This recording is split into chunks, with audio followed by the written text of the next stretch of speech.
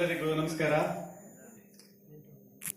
ಮೊದಲನೇದಾಗಿ ನಮ್ಮನ್ನ ಈ ವೇದಿಕೆಯಲ್ಲಿ ನಿಲ್ಲಿಸೋದಕ್ಕೆ ಕಾರಣಕರ್ತರಾದಂತಹ ನನ್ನ ಗುರುಗಳಿಗೆ, ನಮ್ಮೆಲ್ಲರ ಗುರುಗಳಿಗೆ ಮತ್ತು ಪ್ರೀತಿಯ ನಮಸ್ಕಾರಗಳನ್ನು ಸಲ್ಲಿಸ್ತಾ ಅವರ ಆಶೀರ್ವಾದ.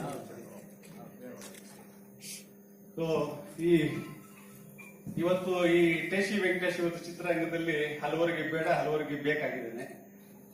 ಅದು ಈ ವೇದಿಕೆಯಲ್ಲಿ ಇಲ್ಲೋದಕ್ಕೂ ಕೂಡ ನಮಗೆ ಎಷ್ಟೋ ಅಡೆತಡೆಗಳು, ಕಟ್ಟುಪಾಡುಗಳು, ಪತ್ರದ ಎಚ್ಚರಿಕೆಗಳು ಏನೆಲ್ಲ ಇದ್ರೂ ಕೂಡ ನಾನು ಘಂಟಾಘೋಷವಾಗಿ ಹೇಳಿದೆ ನನ್ನ ಗುರುಗಳು, ನನ್ನ ಶಿಷ್ಯ. ಸೊ ನಾನು ಇಲ್ಲಿ ಸದಸ್ಯನೋ ಹೌದು ಅಲ್ವೋ ಬೇಕಿಲ್ಲ, ನನ್ನ ಗುರುಗಳ ಕಾರ್ಯಕ್ರಮವನ್ನು ನಾನು ಹೋಗ್ಬೇಕು ಅಂತೇಳಿ ಇವತ್ತು ಹಬ್ಬದ ವಾತಾವರಣದಲ್ಲಿ ಒಂದು ಇದ್ದದೊಂದು ಸಿಲ್ಕ್ ಶರ್ಟ್ ನ ಹಾಕೊಂಡು ಬಂದೆ. ಇದು ಯಾಕೆಂತ ಹೇಳಿದ್ರೆ ನನ್ನ ಚಿತ್ರ ಜೀವನ ಆರಂಭ ಆಗಿದ್ದೆ ಬಣ್ಣದ ಗೆಜ್ಜೆಯ ಅಂಗಳದಲ್ಲಿ. ಆ ಅಂಗಳದಲ್ಲಿ ಕಂಡಂತವರು ನನ್ನ ಗುರುಗಳ ಜೊತೆಗೆ ರಾಮನಾಥ್ ಅವರು ಮತ್ತು ನಮ್ಮ ವಿ.ಕೆ. ಮೂರ್ತಿ, ಮೋಹನ್, ಆಮೇಲೆ ಶ್ರೀನಿವಾಸ್ ಗ್ರಾಫ್ ಇದ್ದಾರೆ, ಆಮೇಲೆ ನಮ್ಮ ದೌರ್ಭಾಗ್ಯ ನಮ್ಮ ಹಸು ರಾಜಶೇಖರು ಮತ್ತು ಕೆ. ನಂಜುಂಡ್ ಅವ್ರನ್ನ ಕಳ್ಕೊಂಡಿದ್ವಿ. ಸೊ ಹಸು ರಾಜಶೇಖರ್ ಕಳ್ಕೊಂಡಿದ್ವಿ, ಕೆ. ನಂಜುಂಡ್ ಅವ್ರು ಎಲ್ಲರೂ ಕೂಡ ನಮ್ಮ ಒಂದು ಬಳಗ. ನಾನು ಅವಾಗಿನೂ ಅಪ್ರೆಂಟಿಸ್. ನನಗೆ ವೇದಿಕೆ ಮಾಡಿಕೊಟ್ಟಂತವರು ನಮ್ಮ ರಾಮನಾಥ್ ಸರ್.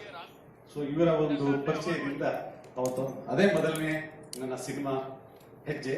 ಅಲ್ಲಿಂದ ಇವತ್ತವರೆಗೂ ಸುಮಾರು 37 ವರ್ಷಗಳು ಚಿತ್ರರಂಗದಲ್ಲಿ ಹೀಗೆ ಇದ್ದು ಇನ್ನು ಮಾಡಬೇಕಾದ್ರು ಎಷ್ಟೋ ಇದ್ರೂ ಕೂಡ ಈ ನಮ್ಮ ಚಿತ್ರರಂಗದ ಅವ್ಯವಸ್ಥೆ ನಮ್ಮನ್ನ ಎಲ್ಲೋ ಸರಿಯಾಗಿ ಪುಷ್ ಮಾಡ್ತಾ ಇಲ್ಲ. ಜೊತೆಗೆ ನಮ್ಮ ಹೊಸ ಪೀಳಿಗೆಯನ್ನು ಕೂಡ ಪುಷ್ ತಳ್ತಾ ಇಲ್ಲ, ಸರಿಯಾದ ದಾರಿಯಲ್ಲಿ ತಳ್ಳಕ್ಕೆ ಸಾಧ್ಯ ಆಗ್ತಿಲ್ಲ. ಸಂಬಂಧಪಟ್ಟವರು ಮೌನವಾಗಿದ್ದಾರೆ, ಗೊತ್ತಿಲ್ಲ.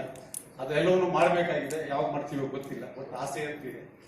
ಇವತ್ತು ಈ ಹೂವನ್ನು ಏನಿದೆ ಸಿನಿಮಾ, ಇಂಥ ಕಥೆಗಳನ್ನ ಆಯ್ಕೆ ಮಾಡ್ಕೊಳ್ಳೋದೇ ಒಂದು ದೊಡ್ಡ ವಿಚಾರ.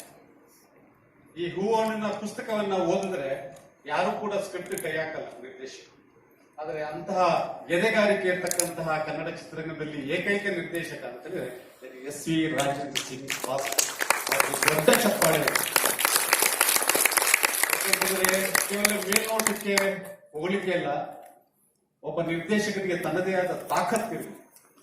ಎಂತಹ ಕಥಾವಸ್ತುವನ್ನ ನಾನು ಮುಟ್ತಾ ಇದ್ದೀನಿ.